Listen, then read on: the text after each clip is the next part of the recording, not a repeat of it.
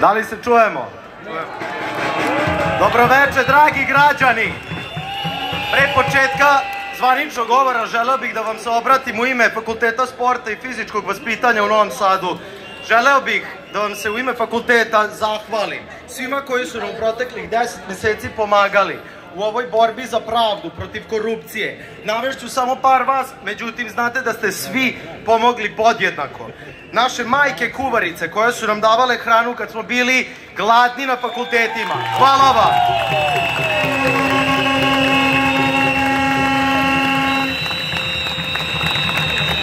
Poljoprivrednici, taksisti, lekari, prevoznici, svi hvala vam puno. Bajkeri, veterani što ste nas štitili, hvala vam!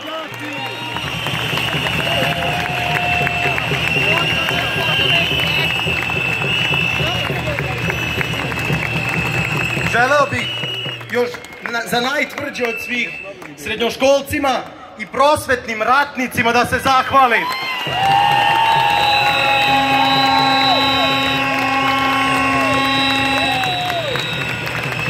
Studentska borba je počela i mi smo digli svest celom narodu. Protiv čega se borimo? Borimo se protiv 13 godina korupcije. Želimo bolje za sve, ne samo za pojedince i za kriminalce koji pokušavaju da uzmu ono što nije njihovo.